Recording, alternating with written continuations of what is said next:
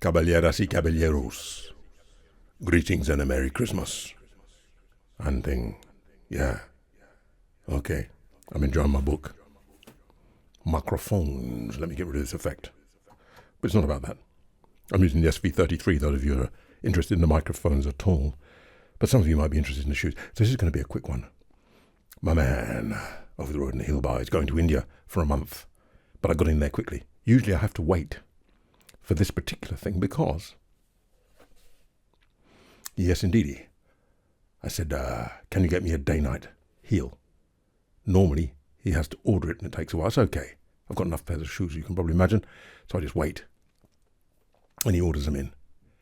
The one he ordered for the Crockett Jones with the inside sole and heel looked similar, but when I looked, if you look at the video, it was a day-night. Commando type heel. Oh. And, as I said before, these, he doesn't do a proper, well, I wouldn't say proper, the full job.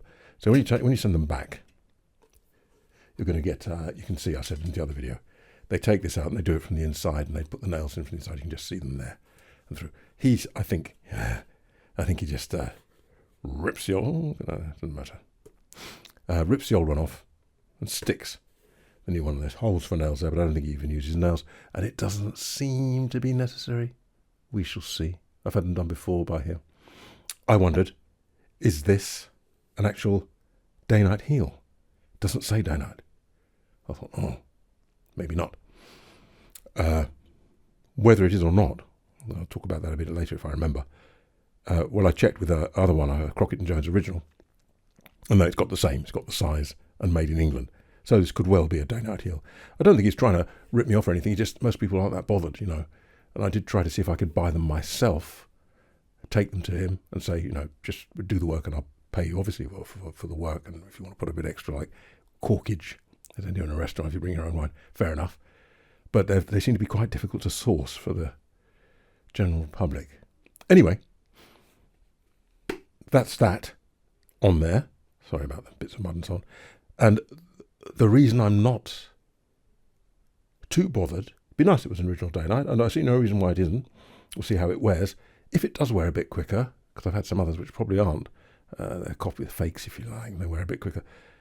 Not particularly an issue on this, because as I've said before, it seems to me from my experience, the sole, you get 2 or 3 heels for the sole.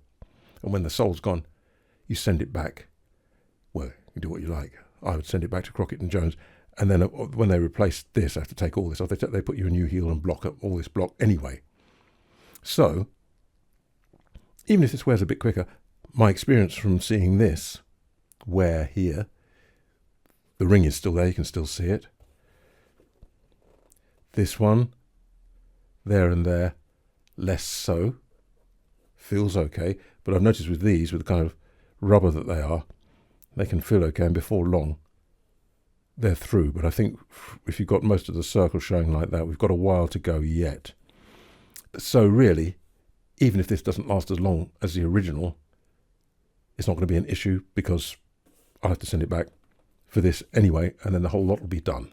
So there you go. He charged me £18. I gave him a tip because it's Christmas as well, and he's a good lad. Well, yeah. I think when I sent them to Crockett Jones just for the heels and they sent them off to their person, I think it was something like 38, knocking on 40. Okay, they do the whole thing with the sock inside and the rest of it and so on.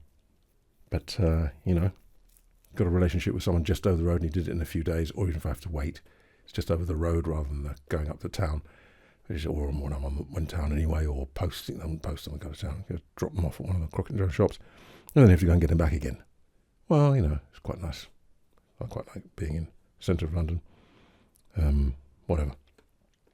So we shall see. I'll let you know if there's any issues with them. I doubt there will be. And that says made in England.